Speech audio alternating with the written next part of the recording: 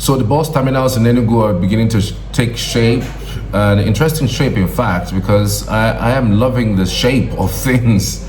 I was at Abapa recently, and the place is in total chaos. When I mean chaos, total disarray. Not necessarily because the government wants it into that particular state, but because they're trying to build roads, expand the roads to make it double lane so that you can have some free flow of traffic on that axis. Beyond that, there's also another issue: the fact that the bus terminal is also complete, is also nearing completion. I hear they're also getting CNG buses. More than the first phase is 50 CNG buses, and they're also getting some taxis as well. So it is going to be quite an interesting a move coming from the government of Pipitamba. I think the last time we had a bus that's sponsored by the government of the state of Enugu was basically during Sullivan's period. Sullivan period, we had loads and loads of buses that to take you from one place to another for cheaper the price. That actually caused a lot of competition in that transport space. People who were privately doing transport business had to reduce their price or become moderate. So when you are taking private, you are either taking moderate vehicle or maybe you are taking very expensive. You want to be on the luxury part of life. But that bus transportation within the state became pretty cool, pretty nice for low-income earners. I mean, minimum wage is 80,000 naira in the state, and not many persons have that power, that financial strength to transport themselves that long a time or within that space, as the case may be. So the terminals are really looking beautiful. Obete is looking like a shadow of itself. It's not anything that I remember that it looks like under the last administration. That's within a short period of time. And Soka also is looking really smooth. It's taking tremendous shape. The shape is so cool that, in fact, when you go there, you'll be thinking, is this the same Soka that I came to some few weeks ago? That this is the same Soka? You'll be stunned that the transformation that's happened in this space of less than 2 years under this particular administration, especially in transport.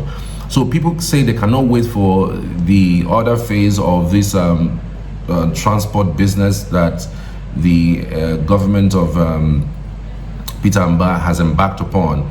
They are hoping that it sees its logical conclusion, and also beyond just conclusion, it also gets to the point where successive government sticks to it. Because what we now see is successive government come and see something good about this and they abandon it. They don't continue on the trajectory of what the outgoing government is doing. Like, for instance, we didn't see that happen under Buruburu. I mean, Sullivan came, handed over to Buruburu, and that bus terminal thing disappeared. I mean, up until this moment, nobody can tell where those buses went to, where those cabs went to. It's just down the tissues of the past. There's nothing anymore anybody can say about it. Now we have a governor who wants to take transportation seriously, because it's important. Moving from one place to another is very, very important, and because of that, they are trying all they can, making sure that they ease it a little bit for commuters. Some persons will say it's late in the day, because again, removal of fuel subsidy should have been done at least after these things must have been put in place. The buses, the CNG buses, the low cost everything should have been put in place before the removal of fuel subsidy. But again, some persons will say you can't blame the governor for that. He's not the president. He wasn't the one that removed fuel subsidy, and some of these things took them by surprise. They needed to get into office and start thinking about what to do, including the current president. President, on the very first day in the office, removed subsidy on fuel, and because of that, we started buying things double the amount, triple the amount, in fact, sometimes even 10 times the amount, So it has exacerbated a lot of things. So some of the governors are doing some things within their powers to make sure that they cushion these effects of transportation. In fact, in some state, I think even Lagos at some point said they were going to do 3 times in a week, come to work 3 times in a week. Edo said 3 times in a week. I think there's another state that said they were going to cut down on on the days you go to work, because that's actually transportation was becoming a big issue. Even a friend of mine who was in Abuja said in their office they had to reduce the days that they go to work as a private firm.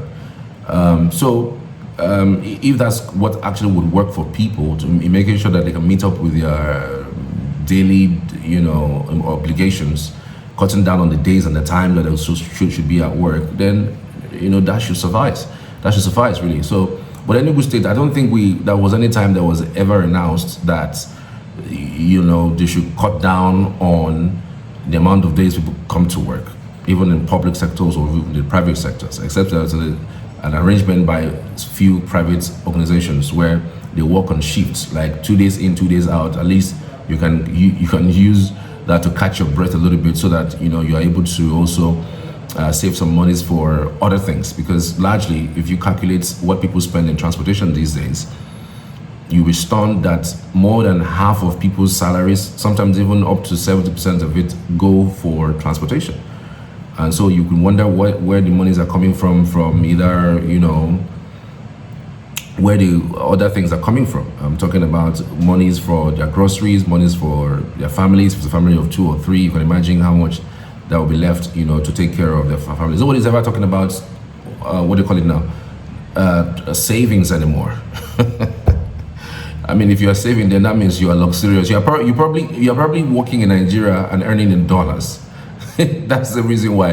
And these days are actually remote jobs. Yes, you can actually go with some remote jobs. There are some remote jobs that are quite fantastic that you could do from Nigeria, and they pay you in dollars, and then it's fantastic, really. I mean, if it's something that you want to explore on, I mean, then you can try it. I think I've got a few friends who are really balling.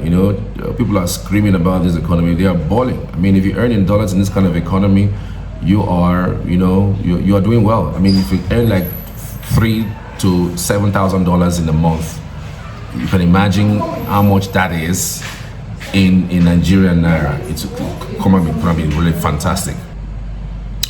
Okay, so the Enugu State government, just to confirm what exactly that is being said, the Enugu State government is procuring 50 CNG powered buses to improve transportation and reduce costs. The buses are part of the state's efforts to transition from petrol to CNG, which is cheaper, more environmentally friendly. And then you would ask, why the CNG buses? To reduce the cost of transportation for citizens, to make transportation more affordable and sustainable, to preserve the environment as well. Building a CNG mother station at Ugwuanyama that will serve the entire southeast. Remember that it's a CNG terminal that is in Ugwuanyama. There's also construction of ancillary daughter stations that will look like filling stations, improving bus shelters, installing the Internet of Things and gadgets in buses to ensure the safety of citizens, partnering with Greenville Energy to attract investors in the CNG space, creating the Ministry of Energy, the mineral resources to oversee investments in the energy and mineral sector. The state government's efforts are in response to the rise in petrol prices in Nigeria and the enactment of the Enugu State Electricity Law 2023. So there's a whole lot happening in that space, and it's quite important. And just in case you are looking for a place to fixing your monies, I mean, transportation business is a business that you cannot lose if you know what you're doing, though. I mean, again, it's all about investment, and you must have to know that people move every day, and as people move every day, they use any means of transportation to move. Whether you're using keke or you're using vehicle, or you're using a bus or a cab. So if you're looking to invest, that's a great space to put your money in. For those who are looking to put monies in transport business, I saw Gaius Chukwueze. Gaius, that's the crypto lord, investing in transportation business in Nigeria is quite a commendable one. He was looking for a space within Enugu, and at some point he wanted to even move to. At some point he needed. At some point, in fact, he wanted to even go to Abia State because he couldn't find a space in Enugu. All the places he was getting in Enugu were quite exorbitant and quite outrageous. So he wanted to move to Abia State, but I know there are some persons who told him not to move away,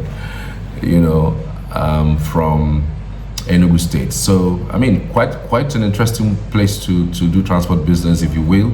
If you wish, it's always a fantastic opportunity. All right, guys, thank you again for watching. click like, and of course share if you will. I really appreciate you. Thank you.